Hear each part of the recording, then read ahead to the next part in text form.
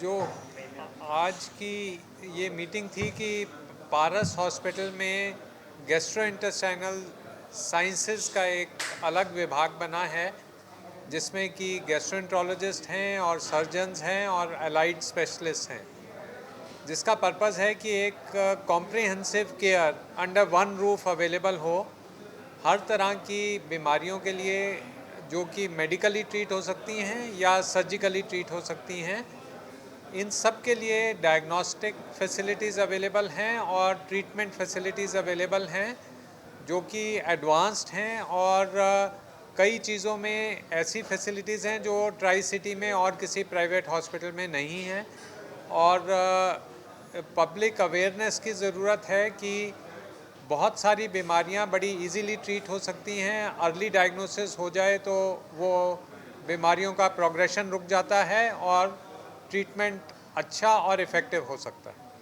पहले कोई आपके पास पेशेंट आते हैं तो उसे आप मेडिकली ट्रीट करने की कोशिश करते हैं? हाँ, पहले फर्स्ट ऑप्शन मोस्ट डिजीज़ में ऐसा होता है कि पहले मेडिकली ट्रीट किया जाए, और अगर मेडिकली नहीं ट्रीट हो सकते तो सर्जिकली किया जाए। लेकिन जैसे अपेंडिसाइटिस हो गया तो उसका ट्रीटमेंट मेडिकल नहीं है, उसका ट्रीटमेंट सर्जिकल है।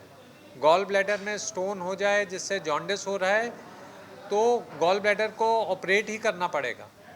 ट्यूमर हो जाए तो उसको ऑपरेट ही करना पड़ेगा। तो कई बीमारियां जिसका प्राइमरी ट्रीटमेंट ही सर्जिकल है, लेकिन बहुत सारी बीमारियां ऐसी हैं जिसको पहले मेडिकली ट्रीट किया जाता है। अगर मेडिकल ट्रीटमेंट फेल हो जाए तो एंडोस्कोपिक ट्रीटमेंट किया जाता है, अगर वो भी फेल हो जाए तो सर्जिकल ट्रीटमेंट किया जाता है। डॉक्टर, कुछ लोगों को हमें पता है, लेकिन कुछ हमारे दर्शकों को बता दीजिए कि नॉन इन्वेजिव सर्जरीज आपके पास कैसे होती है और इन्वेजिव सर्जरीज कौन सी है। आप इन पेशेंट और आउट पेशेंट दोनों का बता दीजिए कि कैसे आप पेशेंट को अर्ली डिस्चार्ज कर देते हैं।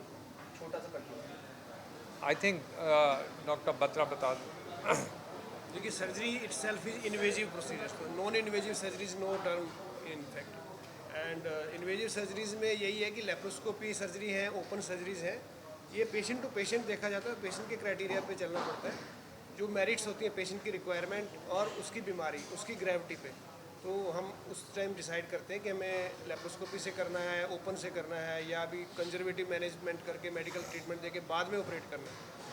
कई बार पेशेंट लेट स्टेज में पहुंचता है, 3 दिन बाद पहुंचता है अपेंडिसाइटिस, आप ऑपरेट ही नहीं कर सकते। आप उसको पहले मेडिसिन से ठीक करते हो, महीने 1.5 महीने बाद ऑपरेट करते हो। जो पेशेंट की सेफ्टी सबसे इंपॉर्टेंट है, और बाद में सारी चीज़ें आती हैं, पेशेंट की कंडीशन और उसकी सेफ्टी। फाइनेंशियल कंडीशन आड़े आती कभी आपकी ऑपरेट? कई बार आती है, पर आमतौर पर आजकल पेशेंट बड़े अलर्ट हैं। या तो उनके पास हेल्थ कार्ड्स हैं, या कोई ना कोई कंपनी के इंश्योरेंसेज हैं, या कोई प्रोग्राम के अंडर आते हैं, जैसे army ex army service scheme है, ECHS है, CGHS है। तो यूजुअली इस तरह की बहुत ज़्यादा वो प्रॉब्लम नहीं आती हमें कि कभी पेशेंट से इस चीज़ पे हमें नेगोशिएट करना पड़े। चार्जेस तो हॉस्पिटल डिसाइड करता है, टैरिफ मास्टर्स हैं, सारी चीज़ एक सिस्टम के अंतर्गत चलती है। डॉक्टर का काम, हमारा काम तो है काउंसलिंग करना कि आपका ये ऑपरेशन होना चाहिए, नहीं होना चाहिए, आपको ये ट्रीटमेंट चाहिए कि नहीं चाहिए। हम वो डिसाइड करते हैं, पेशेंट को गाइड करते हैं।